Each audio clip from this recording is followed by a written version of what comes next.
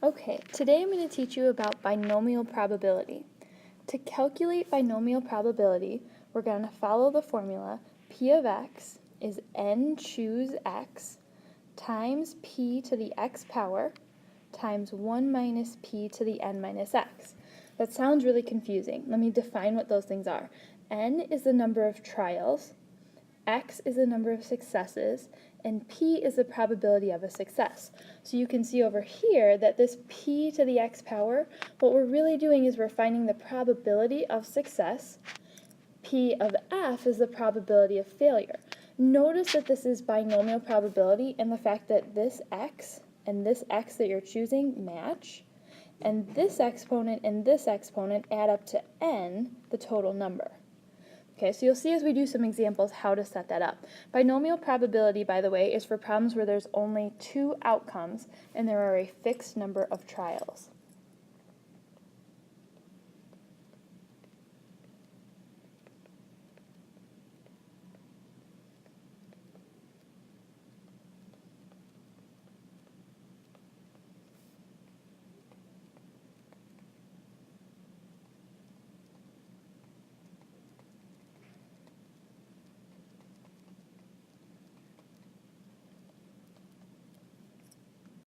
Okay, so let's go ahead and try your first example.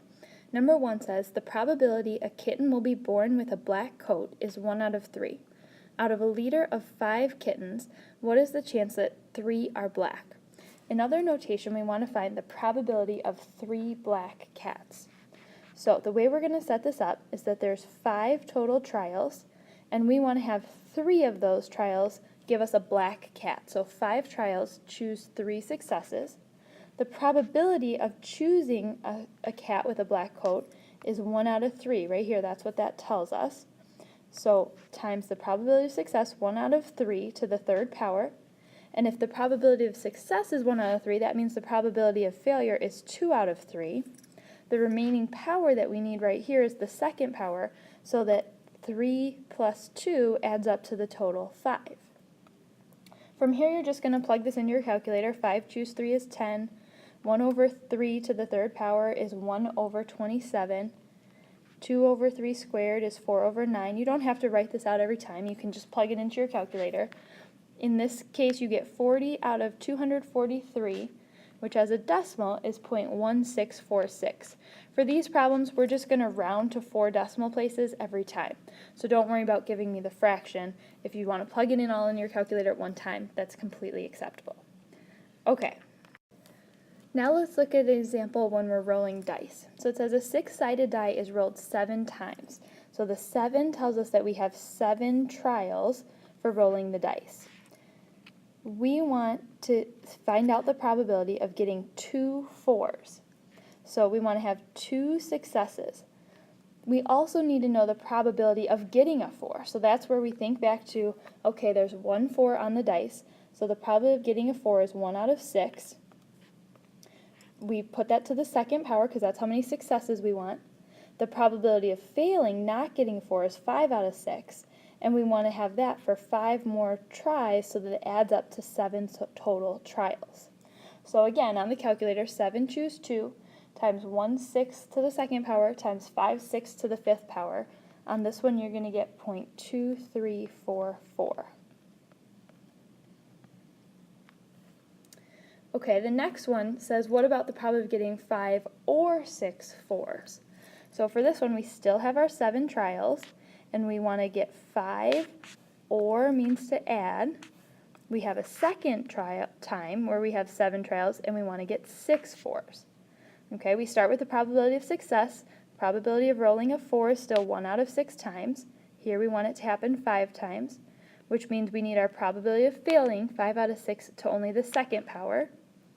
And then when we're looking to get 6 4s, 7 trials, choose 6 successes. The probability of success, getting a 4, is still 1 out of 6 to the 6th power. And then 5 out of 6 is our probability of failing, not rolling a 4, and we just want that to happen one more time. So this one, again, plug it into your calculator. You get 0.0018754, plus your calculator puts in scientific notation here, 7.23 times 10 to the negative 5th If you add those together, you get 0.00195. Since it says 4 decimal places here, I'd be good with 0.0020, but either answer here is fine with me. Okay, let's take a look at the next one. Number 3 says, out of a group of 15 seniors, the probability that a senior will not go to prom is 0.2. Find A, the probability that 11 people will go. So you've got to really be careful with your successes and failures here. We have 15 trials, because there's 15 seniors. We want 11 people to go. So our success is that they're going to go to the prom. In the problem, I gave you the probability that they would not go is 0.2. So the probability that they will go to prom is 0.8. And we want that for 11 people. Then the probability of failing not going to prom is 0.2. We need that to the 4th power. So again, plug this into your calculator, and you're going to get 0.1876.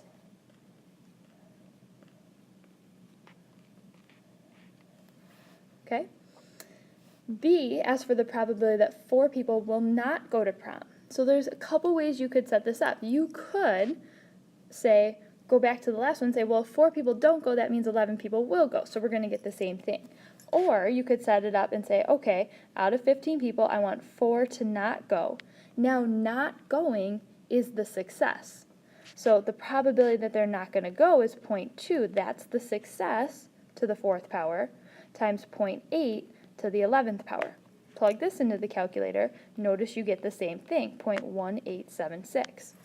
The reason that these two answers are the same here is because 11 people going and 4 people not going is the same question. Out of 15 people, we're asking the same thing. 2 different ways to look at it. Pay attention to what is your success. In this case, 11 people going, the probability of going was 0.8. In B, 4 people not going, the probability of not going was 0.2. So you end up getting the same thing either way, but 2 different ways to look at it. Okay, this last one on the first page is a very common use of the binomial theorem. It says the last page of the Chapter 13a test consisted of 5 multiple choice questions. Each question had 4 possible answers. If a student chooses each answer at random, find the probability he will get A, all 5 correct. So we have 5 questions, which is 5 trials. We want 5 to be correct. His probability of getting a correct answer, because there are 4 possible answers, one of them being correct, his probability of getting it correct is 1 out of 4. We want that to the 5th power. His probability of failing, getting that question wrong, is 3 out of 4. We would put that to the 0 power. So when you put this into your calculator, you're going to get 0.000976, which again, rounding to 4 decimal places, is about 0.00010. His probability of getting only 3 correct is out of 5 trials, choose 3. Probability again of getting a correct answer, because there are 4 choices, 4 possible answers, is 1 out of 4 to the 3rd power. And then 3 out of 4 is his probability of failing for 2 questions, not getting those correct. This one on the calculator gives you 0.0879. And then the last one, probability of getting none correct, 5 trials, choose 0 correct. Probability of getting it correct is 1 out of 4 to the 0 power, and 3 out of 4 to the 5th power. So this one as a decimal gives you 0.2373. For this one, if you chose to, you could also think of it as 5 questions, 5 incorrect. The probability of getting it incorrect is 3 out of 4 to the 5th power, and 1 out of 4 to the 0. But it's up to you. You can think of it either way.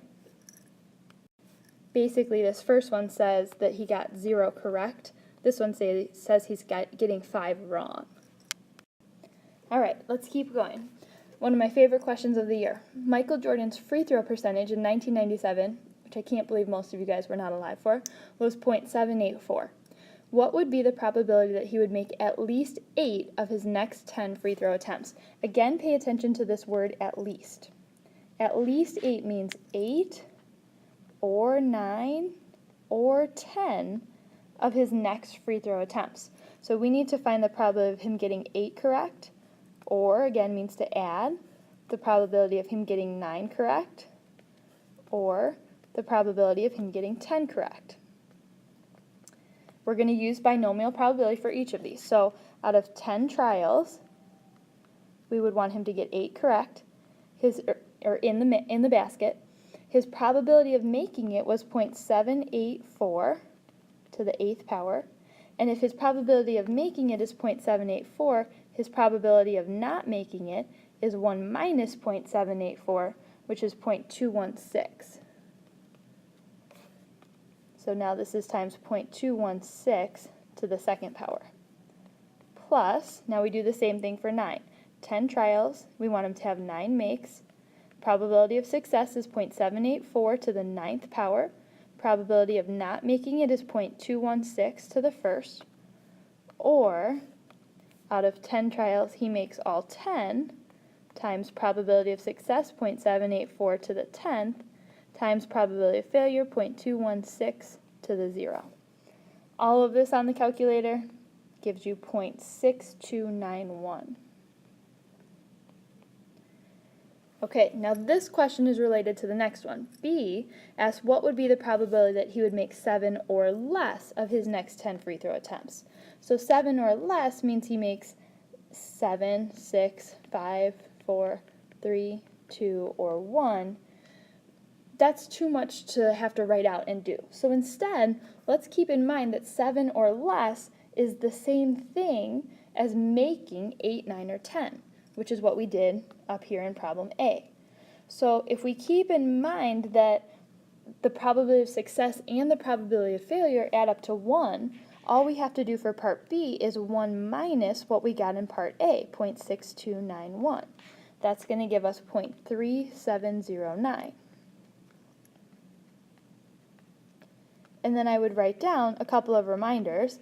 First of all, the probability of success plus the probability of failure always adds up to 1.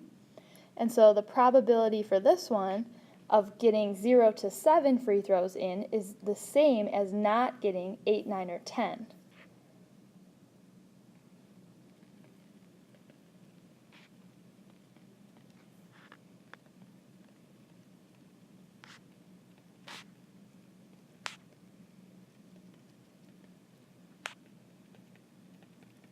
Okay, so when we found the probability in A of him making at least 8, that's the same as him getting 0 to 7 if we subtract those from 1.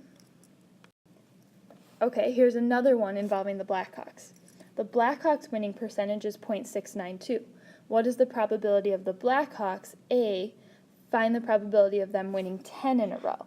So out of 10 games, we want them to win all 10 in a row. The probability of them having success, their winning percentage is 0.692 to the 10th power. Again, winning and losing has to add up to 1, so 1 minus 0.692 gives us 0.308. So that's the probability that they're failing, they're losing, and we put that to the 0 power. So this one on the calculator gives you 0.0252. Okay, for B, it asks for the probability of losing 5 in a row. So now we only have 5 trials, we want 5 losses. Now losing is our success. So the probability of them losing is 0.308 to the 5th power. And then we want the winning percentage, 0.692, to the 0 power. That's for losing. So again, plug this into your calculator, you get 0.0028. This one's kind of like the one on the front where you could also set it up with 5 choose 0, meaning they win 0.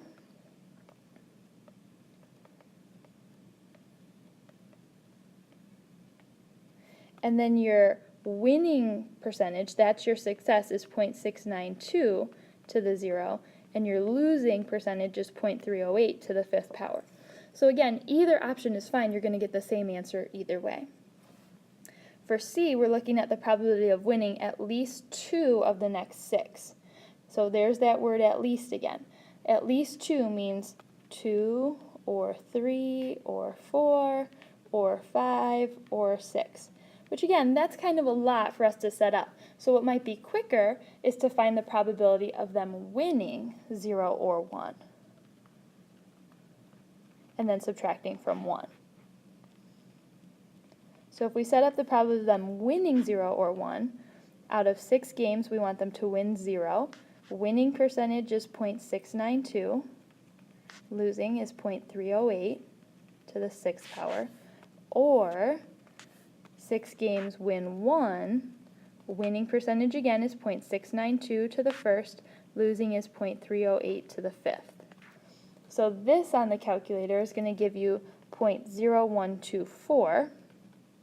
But then we're not done. Now we just need to do 1 minus 0.0124 to find the winning at least 2 of the next 6, which is 0.9876. Okay, the last one has one more trick to it. It's telling us that the Chicago Bulls win-loss record is 73 wins and 24 losses. This is odds.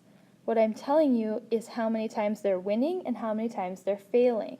So 73 wins plus 24 losses is going to give me a total of 97 games. That's what I'm going to need when I'm finding probability. So now it's asking, what is the probability that the Bulls will win their next 4 out of 7 games? So 7 games, choose 4. Their winning percentage, their winning probability was 73 wins out of 97 total to the 4th power. Their losing percentage was 24 out of 97 games. That's going to go to the 3rd power. Plug this into the calculator and you get 0.1701. Okay, so I hope that makes sense. You're basically looking at the number of trials, that goes right here on the top, your number of successes, the probability of success to that same power. Remember when I taught you binomial theorem, that always matched. Be careful looking at other teachers' notes because they're going to do it differently. And then the losing percentage goes here to whatever adds up so that this equals the total degree right here, 7. All right, good luck. Go work on your homework.